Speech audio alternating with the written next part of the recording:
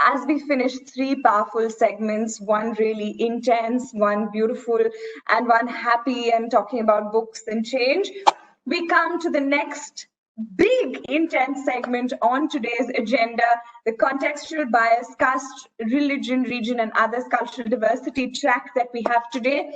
And this is our panel. A long, hard look at ourselves, identifying unconscious bias when we're embracing diversity and inclusion, something that all of us in different forms in the last couple of days have actually gotten introduced to in many, many ways. This panel has all the firepower to demolish our unconscious biases. There are societal stereotypes about certain groups of people that individuals from outside their own conscious awareness, from expectation of today's youth on corporate inclusion to the ground reality of biased laws and social setups, the speakers in this panel are set to give us a reality check. We have with us somebody who we missed last year's Diamond, but who has joined us here today. Parmesh Sahani, founder, Godrej India Culture Lab, and author of the latest book that's making the waves, Queeristan. Disha Vadekar, who's a lawyer. Mariam Haider, author and researcher. And moderating this Power Pack panel is Vanda Jain, founder of Lights, Camera, Azadi podcast. So ladies and gentlemen, without further ado, let me bring in our Power Pack panel and hand it over to them. All yours. Looking forward to this one. Thank you, everybody, for joining us. Thank you. It's a quick mic check. Can you hear me? Also, a small correction, Shreya. Disha is not part of the panel. She had to drop 2 days back. Instead, it's Shweta Goswami, who is the founder and director of Nirmal Initiative. Yes, so welcome, Shweta, and congratulations again for this Power Pack panel. I'm looking forward to it. So apologies on that one. Yeah. Apologies, Shweta. Okay, great. Hello, everyone, and greetings to all of you, whosoever is watching us and listening to us in whichever part of the world you have tuned into the Dive In Festival, the annual celebration of inclusion and diversity. At the offset, I would like to thank the organizers for extending this opportunity to me to moderate the panel. We have a truly diverse panel today. The organizers have done a great job in going that extra mile to make this panel full of equal representation. We have a balanced gender ratio, which I believe is the first step towards being more inclusive, and at the same time, we have diverse identities. It is important to talk about identities because in our society, it is largely defines our navigation, our past, our future, our comfort, and how we shall be treated and how we shall be seen. What opportunities will be given to us and what shall be denied. For the same reason, it becomes all the more important to curate spaces that have representation of identities and communities which may not enjoy the same privilege like many of us. Talking about identities, in this panel today, we have representation from a queer man, a Muslim lady, a lady from a denotified tribe, which makes this panel really diverse. And I think the only thing wrong with this panel right now is me, upper caste straight male, who will be moderating and regulating what these people will have to say. So my humble request to the organizers in the next time is please go that extra mile and even make this panel further diverse. But what makes them unique is the work that they are doing. And in alphabetical order, we have Mariam Haider, who is a writer, spoken word artist, creative communications manager with Red Hills Communication Singapore. She's the researcher of the best-selling book, The Billionaire Raj. She's also the co-host of my favorite podcast, Main Bhi Muslim, which aims at showcasing the beautiful Muslimness coupled with Indianness at the forefront. Parmesh Sahani, who is the star of our panel today. Parmesh is well-known LGBTQ activist, vice president at Godrej, where he heads Godrej India Culture Lab. His latest book, Queeristan, is nothing less than a revolution for the LGBTQ movement. And he has also authored another book in 2008, which goes by the name Gay Bombay. If Parmesh is the star, Shweta is the rare comet which we spot. Shweta is pursuing her PhD in philosophy from JNU and is director of the Nirmal Initiative. Shweta has engaged in numerous community-level projects over the years and has explored the philosophy of interpersonal sexual violence against children and its relation to caste at length. At the beginning, I would request all of you to go check out the wonderful work your panelists are doing and take an opportunity to know and learn from them. Our topic of the day is a long, hard look at ourselves, identifying unconscious bias when embracing diversity and inclusiveness. It is very important, and it was very important to bring this topic at the forefront, as there are a lot of mistakes we do as individuals and as institutions while trying to be more diverse and inclusive. So we as a panel decided that before we point fingers at the world, we would like to talk about our bias which we had. And as a moderator, I would like to begin with a preconceived notion which I had and I changed over the course of time. So as a young lad, I always had my prejudice against caste-based reservation. For a very, very long time in my life, I thought it was a very unfair system devised with the idea of vote bank politics. It was only in the last 3 years I understood the caste based discrimination which is rampant since centuries. I understood how systematically opportunities were denied to marginal groups, or rather, groups who later became marginal. I understood the oppression which different castes and tribes go through in the past and in the present, and I understood the privilege that I carry as a Savarna male in the society. And that changed my view towards reservation, and understood that it is a very small but a very, very important step in correcting a historical wrong, bringing justice, equal representation, and mostly it reflects the true Indian spirit of diversity and inclusiveness. I think I've spoken enough. And now I would like to put the spotlight to the panelists. The reason where we have all gathered today, starting from Mariam.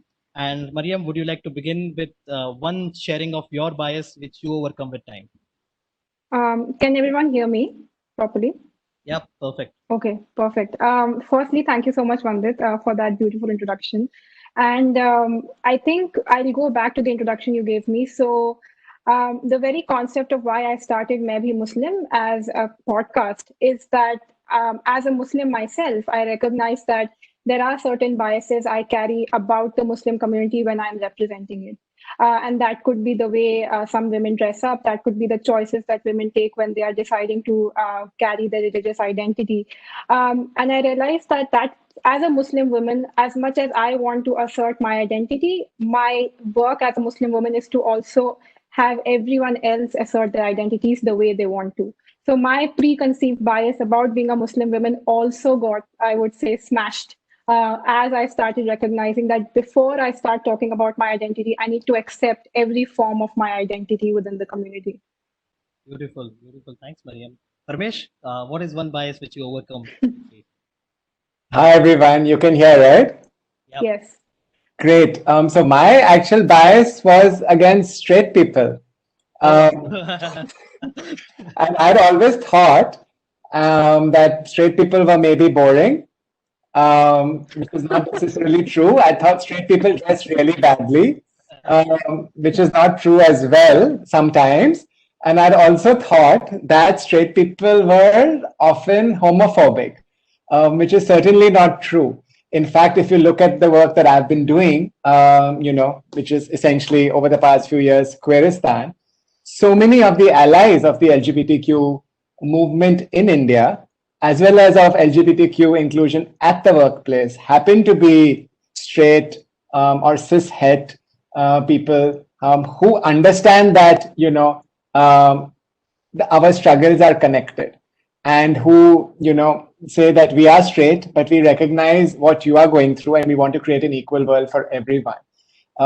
So I've overcome my bias by meeting so many incredible straight allies over the past few years, and it's been quite wonderful to realize that there are straight people who dress well, there are straight people who have fun, and there are straight people who are allies. Who knew? So I'm so glad to have discovered this.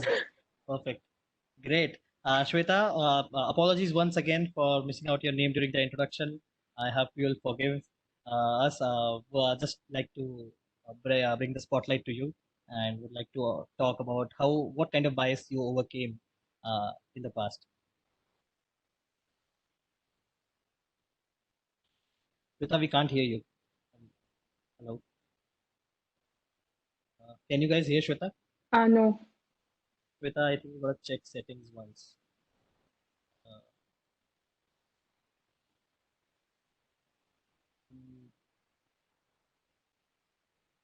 Okay.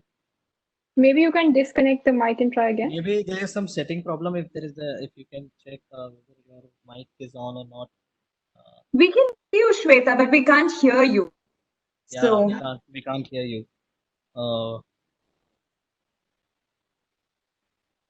hold on a second. On our end, it's fine. It's unmuted. Yeah, it's unmuted. I think your mic is not recognized, Shweta. I think that is the problem, because all of our mics can be seen. There's a headphone symbol made in front of my Yeah, mic. it's right now it's recognized, but it's showing on mute. Say I something. think because I did attendee one. Perfect. All right. Perfect. Awesome. Yes, thanks. Right, let's go. Welcome. Right. So yeah, I do not really mind because Atisha and I are sister. We are community members, so that's perfectly fine because I think we're gonna speak about the same thing and we represent our community. So my bias was with men because I have been working on sexual violence. So, but as I engaged with the deeper work, I realized that that's not the only part of the problem. Men are not the only part of the problem of this phenomenon of sexual violence. So yeah, Great. but I wouldn't take it there much because we're gonna talk about Yeah. caste and religion. So yeah, let's go ahead with that. Great. Shweta, if you can just keep the mic a little closer to your mouth, it will be even better. Great. Is this there? Yeah, Yeah. perfect. Great. So talking about our topic of the day, everyone, and I really want to know that what is the current status quo of diversity culture like? How do you observe it? What are the gaps that you spot? What changes can we probably address? And at a broader level, when somebody talks about let's have more, be more inclusive, let's be more diverse, let's involve more communities, etc. What are the gaps in the current status quo as you observe? And I would like to go in the same order. Mariam would like to begin with you. I'm really regretting having my name starting with M on this planet right now. Don't worry, I'll But jumble. okay. Okay. So the question that you asked, I think the big question that I have when I'm thinking of diversity and inclusion in any space, not just workspace, is where is the discussion coming from? Like, if it is only coming from one, say, example in a workplace, if only the HR is talking about diversity and inclusivity, then that is a problem, because diversity and inclusion is not a topic that only the HR needs to understand and cover. It's a topic that we all need to address when we are in any room engaging with everyone, with our colleagues, with our seniors, with our juniors. And it only comes from a place of being open to listening to everyone else's journeys, how they've come to the point that they are. And I think recognizing that journey and then understanding, are we talking to the people who come from the same kind of university background, from the same kind of countries? Then there is a problem. It won't always be on like one department to fix the problem, I would say, of when you say diversity and inclusion. It's not something to be fixed. It's a culture that needs to be reformed, and that happens with everyone. Like, me talking to you has to be coming from a place of me recognizing that my journey and your journey is different. And if that is the difference, then are there other voices who are also amplifying those diversities? If I could answer your question, but you Yeah. put me on the spot, so didn't get much time. Yeah, just a quick follow-up, Mariam. Do you think that the current diversity culture does not recognizes the different diverse journeys that we all come from? It's very homogenized that way. Absolutely. I feel it is now at a point where, even as you said, the unconscious bias is being addressed. The fact that we are becoming more aware of how these absent biases, which we just overlook because we don't have that vibrant community, reflect on the overall performance of a company, of a culture. In any workplace that you are, I think the biggest red flag for me is how many men are there at the position of leadership and decision making. And I think that is still, unfortunately, the majority of any corporate culture. Got it. Parmesh, how do you observe the current status quo as we talk about? So thanks, Vandit. And I see three, and there are three concerns to me in the current status quo. The first is that D&I still seems to be thought of as some form of altruism, that it's something that we are doing as some sort of favor or some sort of, it comes from this place of wanting to feel good about, doing good to include some communities, and not a clear recognition that actually it is extremely beneficial to the organization, whichever way you look at it. In terms of money, in terms of innovation, in terms of talent, in terms of the future success of the organization, especially in a pre-COVID world, right? So I think the first challenge is this mindset that, Acha, let's do some good for some people, as opposed to it is in our benefit to be on a D&I journey, because it's truly win-win, right? And that's actually the argument I use in the book for LGBTQ inclusion, but it's the same for any dimension.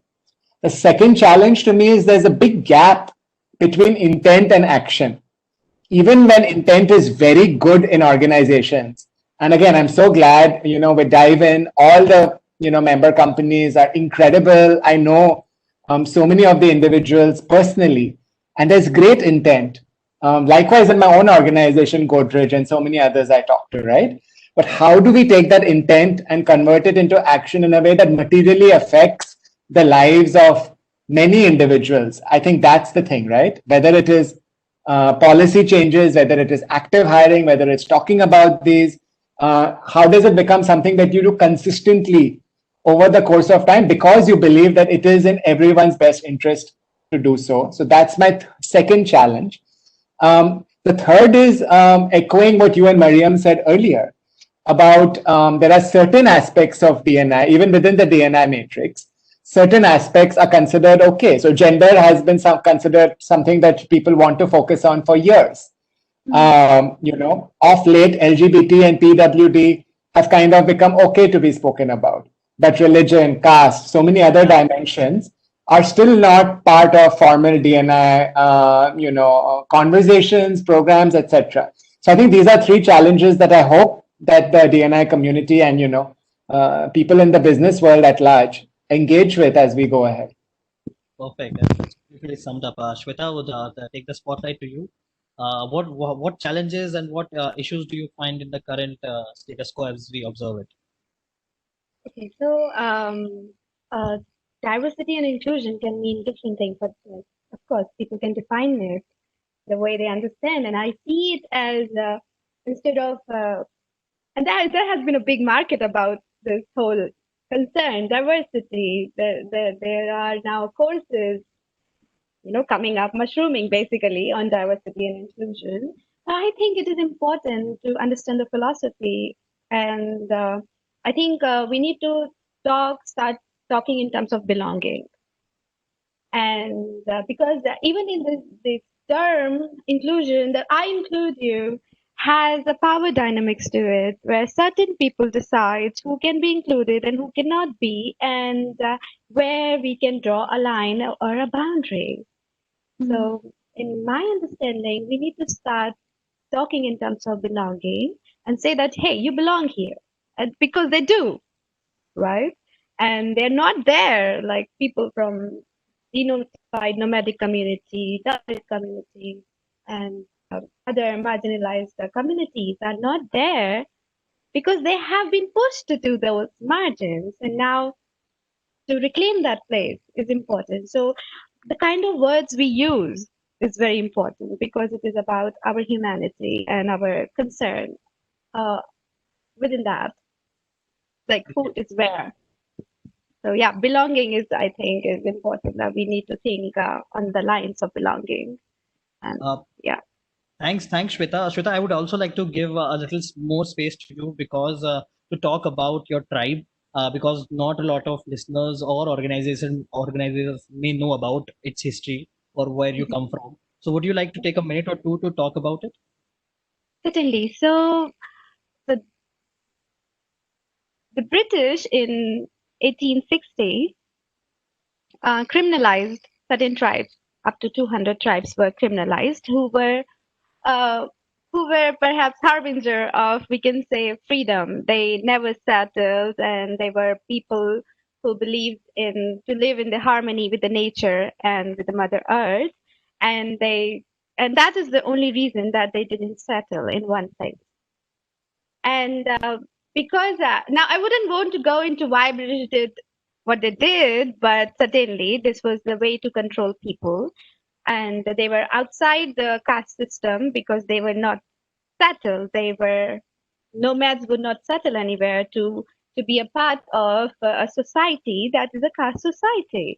So they were outside that. And that is what also made difficult for British to control. And that was the kind of control mechanism they used by criminalizing these groups. And after independence, we were decriminalized, that is denotified, but the stigma still remained. And because of that reason, most of the communities have adopted upper caste surnames so that they can survive. So it is not the idea that they want to be Brahmins or upper caste people, but it is the whole, it is a survival act of to be able to live. And after that, everything has been taken from you. So yeah, that is also important, that why people have upper caste surnames and they are not upper caste.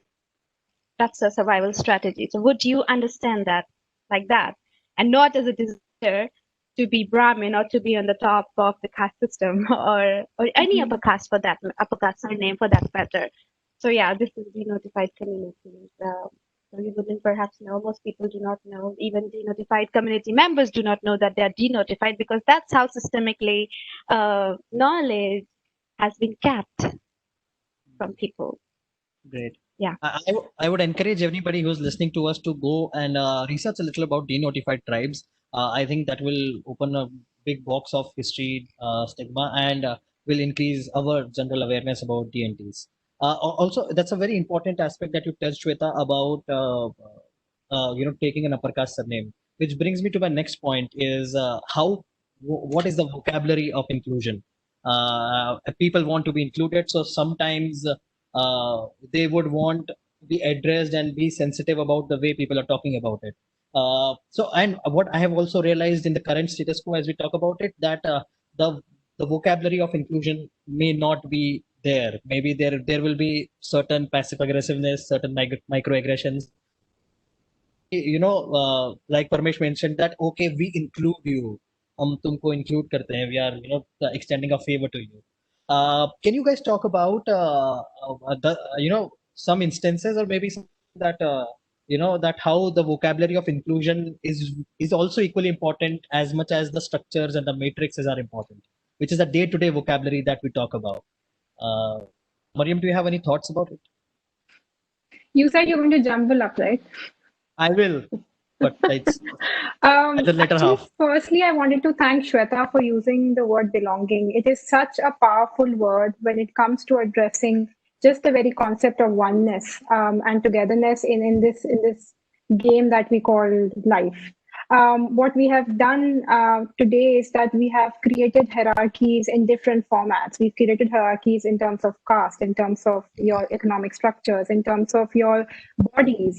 We have constantly tried to individualize you to the degree that you are aiming for something better. You are aiming to have like that, as Shweta highlighted, like the surname, like you will feel more accepted, you will feel more acknowledged if your surname doesn't necessarily classify you as a denotified tribe. I'm sorry if I'm not getting the terminologies right, but what I'm addressing is that at this point, when I look at the vocabulary, I'm always thinking, one, as Shweta rightly said, the power structure. Like when you say you belong versus saying we include you, it's a very different form of making someone feel accepted.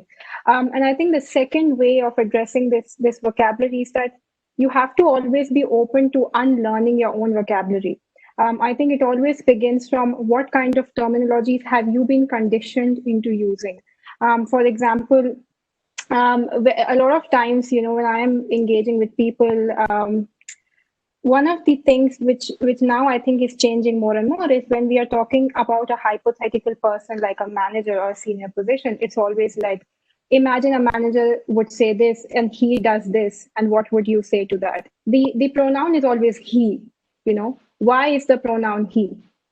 Because we have been conditioned into believing that the person at a senior level, authority, leadership is a man.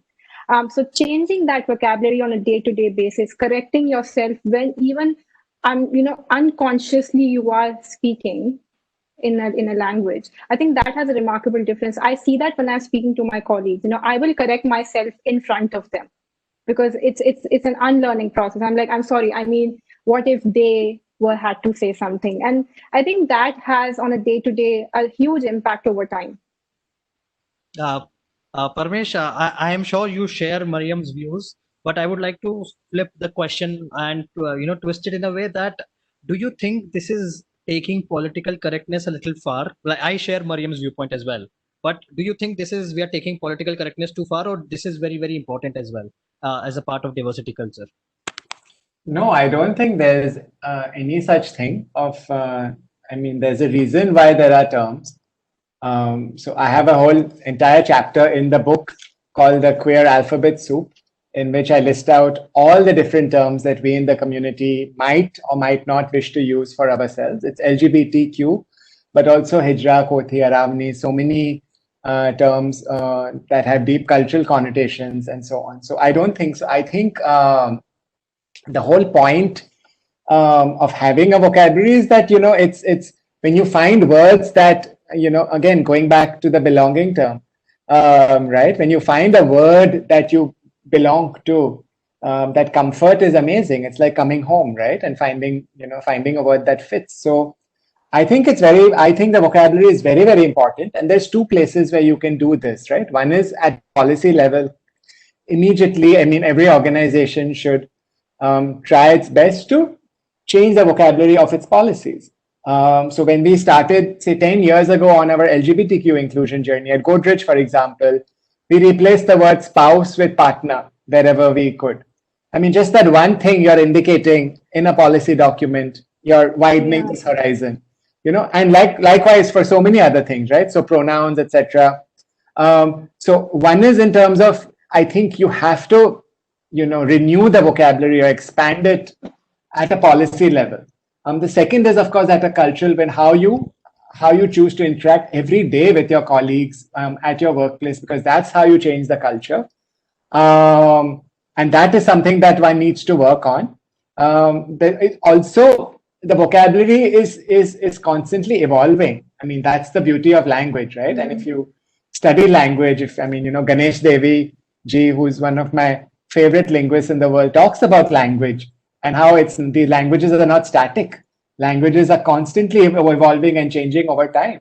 So within the LGBTQ lexicon as well, for example, we are constantly learning new things about gender, about sexuality, about frameworks that we want to put ourselves into. And I think it's very important for individuals and organizations to be in tune with this evolution and just constantly adapt your vocabulary to reflect the needs and aspirations of your employees. I mean, I think that's the thing, right? Ultimately, you want to create a harmonious workplace and serve your customers well. And one way of doing that is just by understanding terms that they would want to use. So I think it's vital to do it from a fundamental perspective. Yeah. Great. Thanks, Pamesh, for summing it up. Shweta, I would like to go further, and I would like you to talk about your university experience. You come from JNU.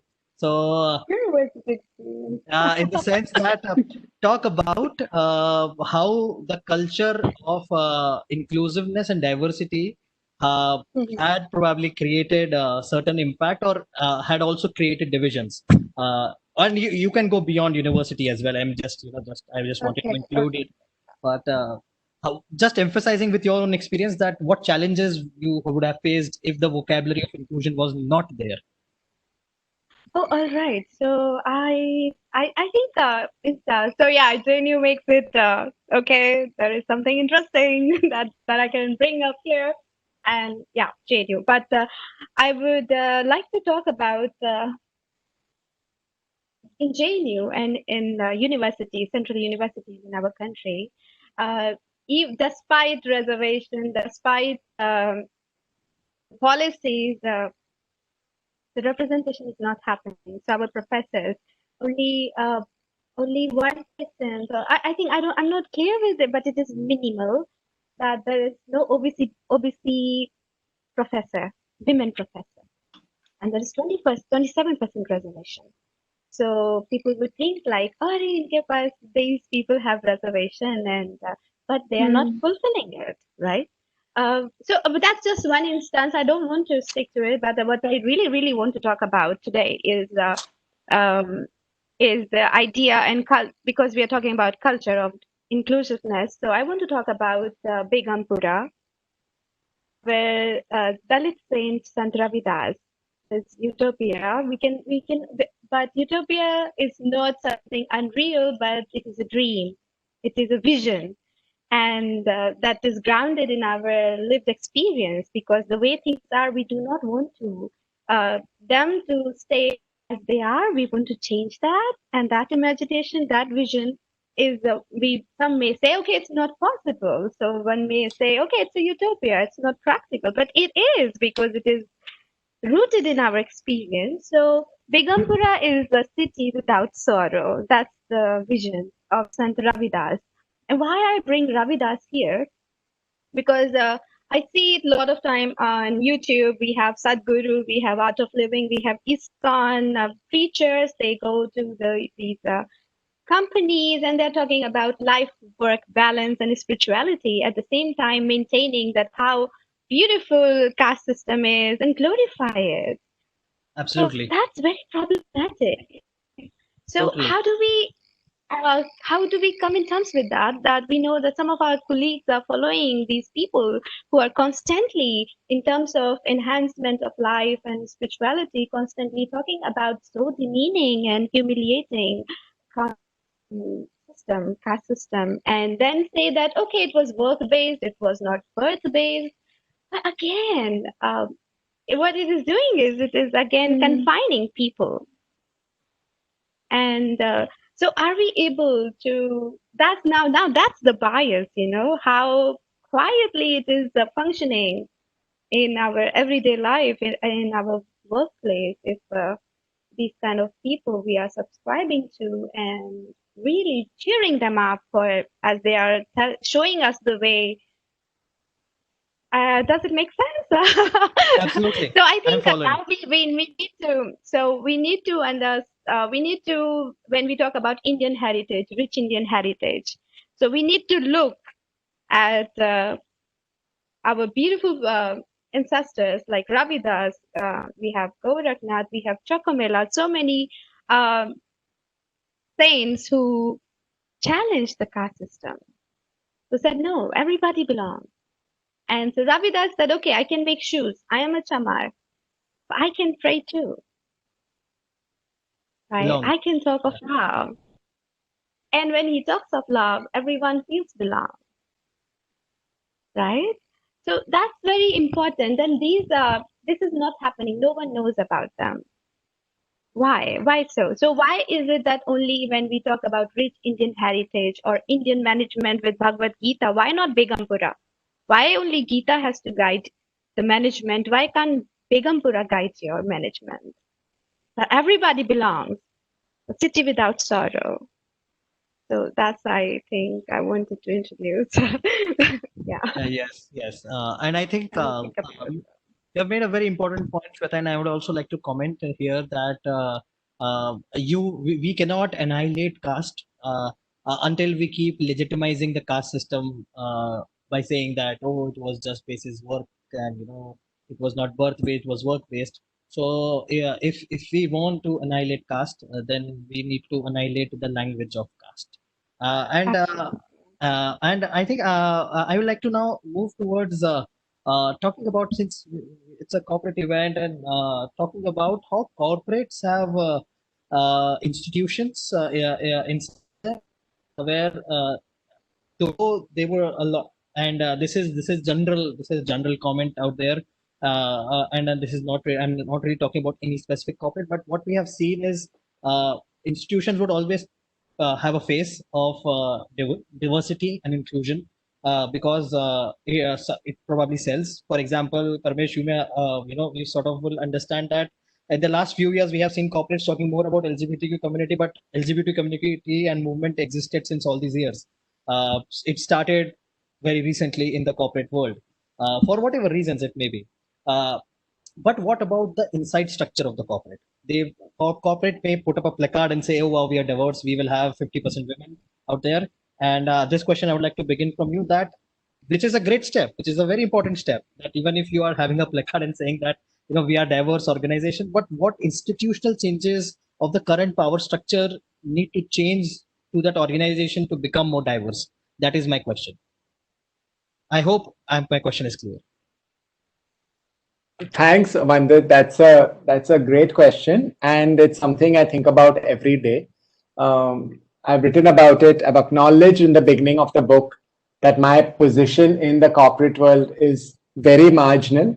I've kind of got a toehold from which I'm clinging on and kind of trying to open the door for others, knowing full well how tenuous that position is, how fragile it is, and how it exists based on the permission of my corporate patrons. So I think anyone who wants to,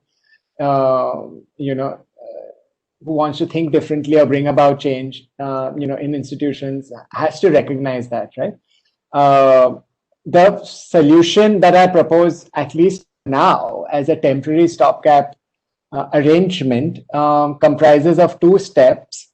One is what I call jugaad resistance, which is very much about, it's combining 2 words that I like. And I use jugaad not so much to refer to the cobbled together nature of things, but to the resourceful, innovative spirit that many of us have simply because of a lack of alternatives, not because we feel particularly innovative. But it's something that one can tap into to come up with solutions, often when faced with obstacles. And the other is resistance. I use the word resistance very much to talk about how one can change the way that systems work and think by offering alternative solutions, etc. But so to me, jugaad resistance takes place when you place the change makers within the system and you try and change the system from within. One good way is of asking questions, is of saying why. So I give my Godrej journey when 10 years ago I asked why are our HR policies, they don't seem to be LGBTQ inclusive. We took them out, we recognized that there were gaps, we began that process, right? And then every year it was asking some more whys. Like, why do we not have this? Look, this company has, and you use different levers. Sometimes you say, why do we not have this? Sometimes you say, look, they have started, this company is a gender affirmation surgery already. We are not, I don't like that. So, I mean, you use various levers to bring about that change, right? The second framework that I've used is cultural acupuncture. And I borrow the term from the Harry Potter Alliance, which is a fan network. They use cultural acupuncture very differently. I mean, the meaning of the term is when real world issues, when in the Harry Potter case, the Harry Potter universe is kind of mapped onto real world issues. And then real world communities of fans form to solve these issues. For example, petitioning for a transgender bathroom in a school or things like that, right? So, but they use the Harry Potter universe as a framework to understand, look, what happened when Harry Potter and friends were challenged. They raised Dumbledore's army, right? And then young people can make a difference, or a few people can make a difference. My understanding of cultural acupuncture is slightly different. I tweak it to look at the various experiments that one can engage with in terms of where you press. So I think where you press in terms of your cultural interventions is really, really very important. And I've realized that often, if one presses with senior management, like, in my own experience and that of so many other companies, if you can get the CEO and MD of a company to get behind it, change happens much faster than if it's a bottoms-up grassroots approach. Simply because in India, we're still very hierarchical. In our homes, when our parents say something, we'll do it. In companies, when the MD or CEO says, I want this to happen, suddenly that change happens much faster than if it is something that seeps upwards as well. So these are some interventions that I'm playing with to kind of resolve this, recognizing fully well that the structural inequality that you talk about exists. But my attempt is to try and create or push organizations to recognize how it is in their own interest to create this more inclusive world, and to equip people who are working in these organizations with the tools, with the frameworks, and with the imagination, as Shweta said so beautifully, of a utopian ideal that we can very well, we deserve to live into. So how do you push? That has been my journey and my struggle. Yeah, so I'm rambling. I'll keep quiet now. But thank you. No, that's sums up really well. And Mariam, this time I'll come towards the end to you. And so, Shweta, do you have any points to add that how institutions, they may talk about diversity at the forefront, but there are inherent gaps in the power structures which may persist. which maybe you would have spotted, and would you like to at least bring some in the forefront to this panel? I think, right? Is it for me or Mariam? I think It's for you, Shweta. Oh, okay. Say it again, then you have to, because I think you can, because you started with that. Mariam, I'm coming to you last. No, yeah. Okay. I lost the track. No worries, no worries. So I'll repeat myself, Shweta. What I'm asking is, though we have seen corporate culture accepting and talking about diversity, the internal power structure still largely remains the same. Have you observed it as well? And what gaps have you spotted? And this can be universities as well. This can be corporates as well, or any other institutions that as well. Certainly, I think there is a trend going on in our country, and I happen to be situated in university where I Mike, Shweta. So there is a trend that we all are getting to witness, and that trend, for some reason, is towards homogenizing. And I mean, it's kind of a tricky question because I would get political here. So I'm not sure if I should be speaking We all are about it. making it.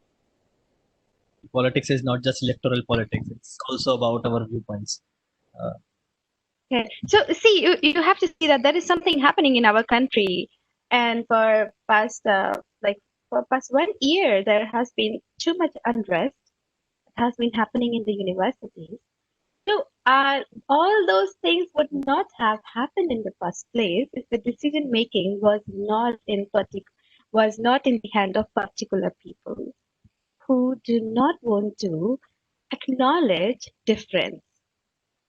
So be it violence in JNU, be it CEA, anti-CEA protests happening all over the country.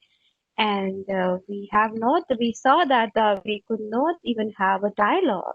So, and that has been also that kind of unhealthy environment. I think media has also created that has played a major role in creating that. But we see that it is absent. That there is no space to talk about it, and why is it? So even what kind of voices were being raised from the corporate sector when the country has been in such kind of unrest?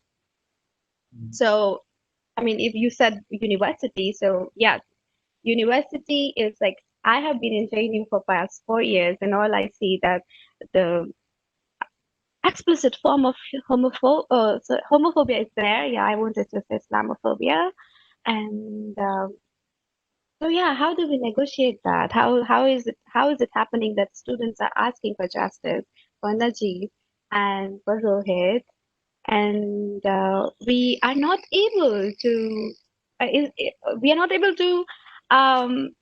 put it out there and invoke empathy in the rest of the people. But it comes as, all right, these are fringe elements that are telling us that there's something wrong with us, like with the structure or with the system. I think that also happens with people when they make noise, when they decide, okay, I want to speak for myself. I want to speak for my people. So how are you viewed as there? How when you choose to speak for yourself, how are you conceived? And that's again, we come to the basic, that's very, yeah. So I would, I think I'm getting deeper here. But primarily what I'm trying to say is this is a phenomena that is happening all over the country, including the corporate or academia, that certain kind of decision making is happening, and students, Dalits, Muslims, and other marginalized communities, when they're raising it, they are being told that you are causing unrest, or you are anti-national, or you are you're not pro-growth, you're regressive. And so yeah, these kind of things are what people get to hear when, or you're not cooperating towards the larger goal. So I do not have much exposure, or I haven't participated in the corporate functioning, but I definitely think that even in academia, especially in higher education, that's how things are as well. That you are not looking at the higher and like the larger goal, the larger scheme of things. And in philosophy, we call it utilitarianism, where it is all right if the maximum people are happy, then the minorities or minimum number of people can suffer, and that can be called justice. And most of our policies are actually derived from this philosophical understanding, which is called utilitarianism. And I would again repeat that if majority is benefiting, so minority of or less number of people, and that would be all right. So, but instead of settling with that, we need to keep even if it is a problem that we don't know who to save and how many people need to be given up on, but we need to keep asking these questions instead of making it the way of life. That's how it is. If you are lesser people, then you're gonna like lose, because it is for the benefit of the larger community or the nation's interest or the company's interest or the university interest. So what kind of ethics is guiding us in our everyday life, in our spheres like education, corporate, and government, health sector as well? So yeah, this is what Great. I think that's because very eye-opening, Shweta. Mariam, do you have any points to add to information Shweta have said? Yeah, What thanks you want for. to say? They've kind of covered everything in a way. Thank you, Shweta and Parmesh, for highlighting some very, very important aspects, especially when it comes to every kind of institution. The one example I want to give, we always have this term, and more people have been adopting it as that the personal is political, right? I've also a lot of times heard in my professional spaces that it's just professional, don't take it personally.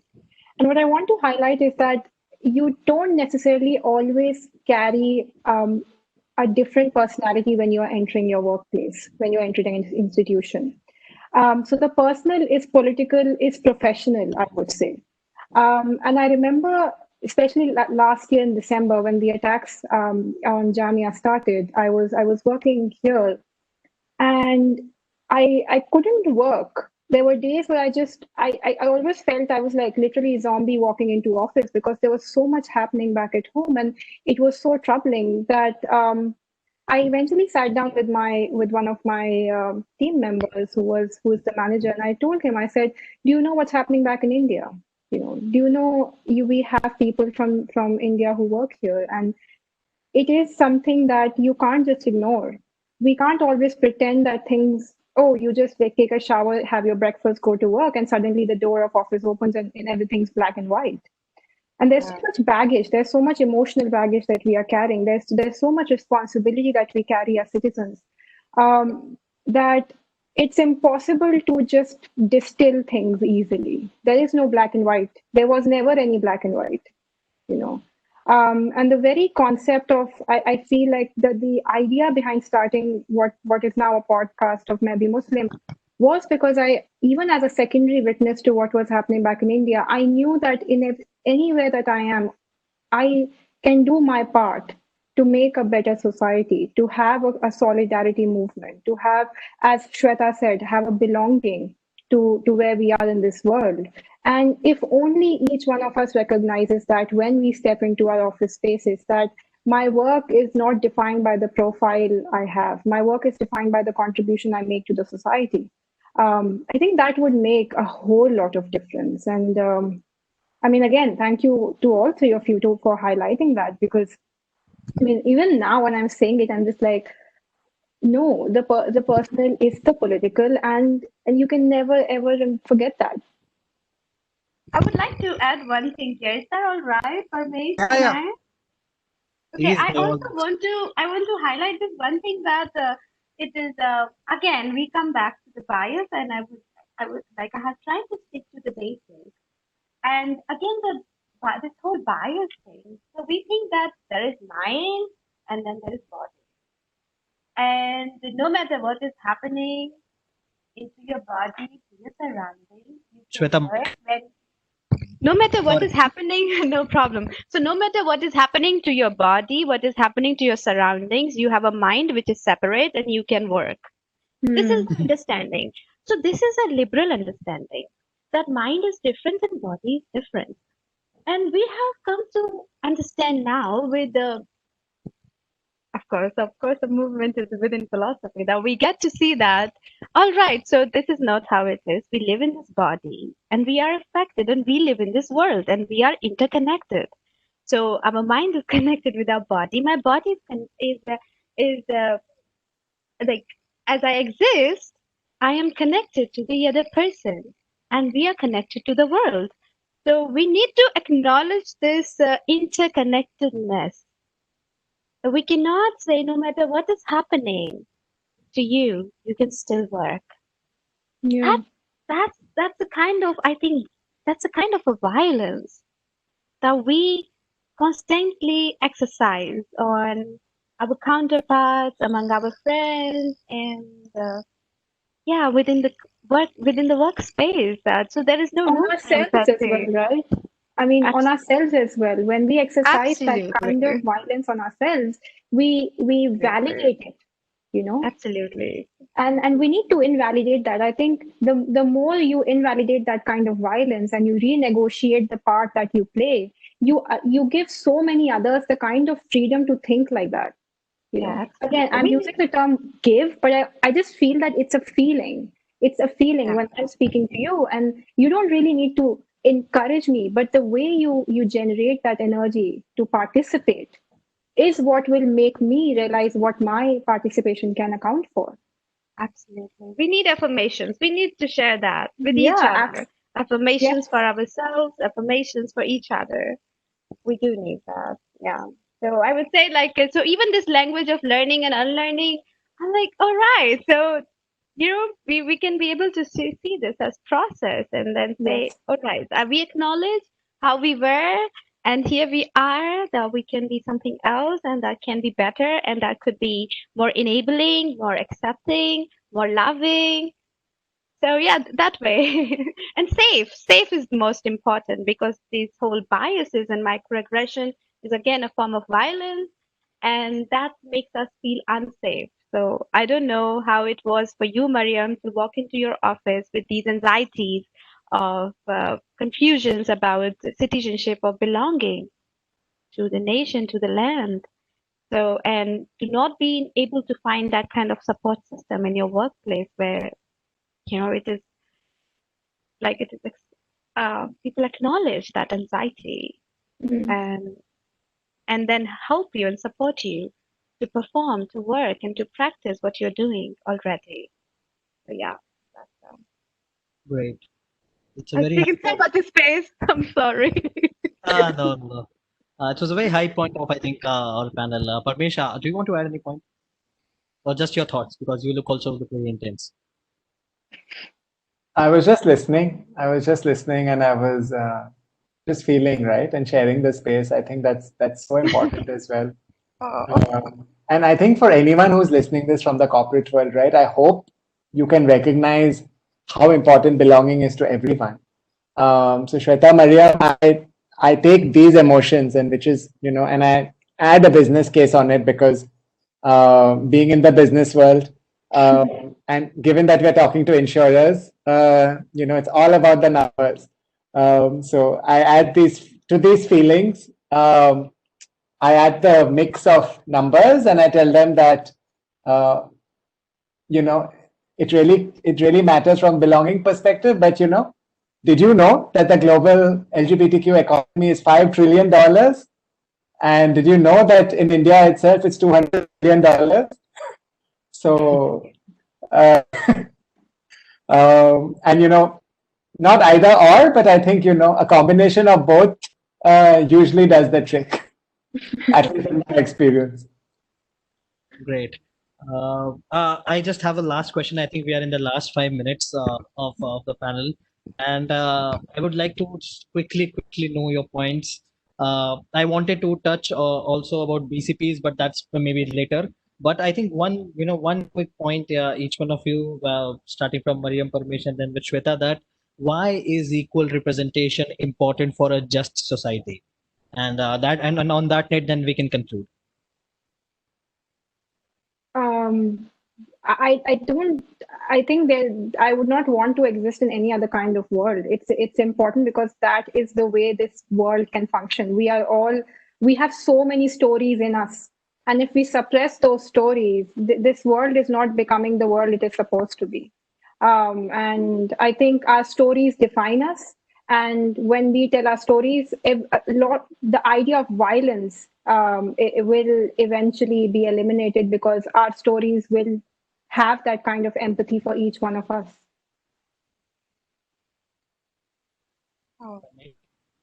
Yeah, thanks, Maria. So I'm going to add to that by just saying that, from just a pure business sense, I mentioned numbers earlier, but I think where we are in the world is we're in a lot of trouble in so many ways. Whether you look at resources, whether you look at climate change, whether you look at the vast, gaps in terms of inequality of citizens, but whichever way you look at it, there's a lot of, we're in deep trouble. And I think now the time has come for us to collaborate across different silos. So for governments, companies, organizations, citizens, to recognize that a lot of the solutions to these issues are not going to come by doing what used to be business as usual before.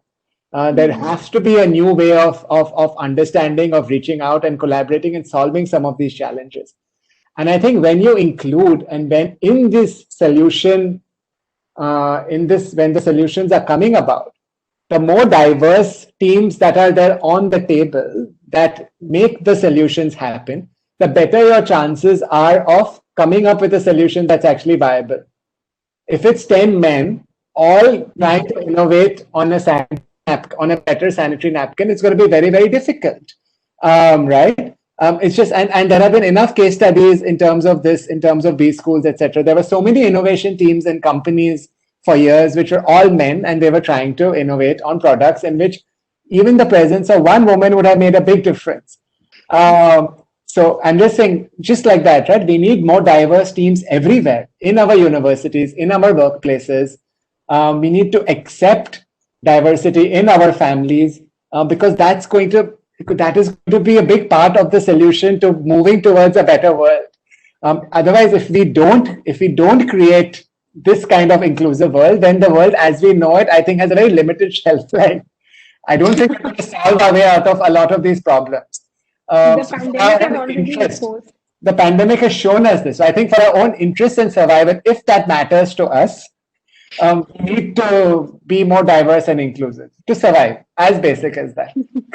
Great. Shweta, the last. So representation. So I think again we go to the basics. So what's the goal? What are we trying to do? And if that is the betterment, that better life. So I think for better life for whom again is the question. And if the business approach is that we have to the goals, like millennial goals are there. I'm sorry, okay. Yeah. Sorry. Okay.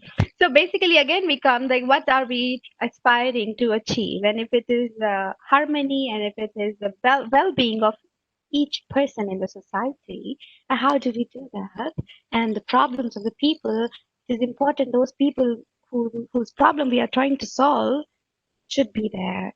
And so yeah, that's I think I would say that makes it better, because our goal is to make better world. So in that better world, you need to first acknowledge my existence. To first say that, okay, Shweta has a problem as a woman. You need to first acknowledge my presence as a woman. You have to acknowledge my presence as a denotified nomadic community member. You have to acknowledge histories and people. And when we say, okay, we are now moving together to make a better world for whom? For everybody. So everybody needs to be there. That's the thing, yeah. Awesome. Very, very brilliantly sum up, Shweta. If you're making a world for everybody, then everybody has to be. Great. I think. Thank you so much, Mariam, Parmesh, Shweta, for coming on the panel. It was a lovely, lovely discussion. Thank you to Team AIG, Suguna, Priya, and everybody for curating this panel and giving us a complete freedom and space to talk our hearts out. I hope we added some value to this small 1 hour that was given to us. Yes, thank you, everyone. Over to Shreya. Thank you so much. As I sit here listening to you guys talk about all of these things, I think I'll just sum it up in 4 lines. Let's ensure and ensure belonging. Let's ensure and ensure culture and acceptance. Let's ensure and ensure diversity and inclusion, because I think the change starts with all of us. And insurance or not, I think like Parmesh said, the world today needs action and needs voices. Thank you all so much for sharing. Thank you all so much for spending this hour, I think, enlightening us about so many nuances which we perhaps in our everyday lives of business and the monotony of it don't really think about. So I think this has been eye-opening in so many ways. So thank you so much for steering this conversation also. I think it was truly something that sort of brought everything we were talking about together. Thank you, Shweta and Vandit and Parmesh and Mariam. Thank you so much. Thank you. Bye. Bye. It was a pleasure and an honor. Bye. Take care and thank you so much.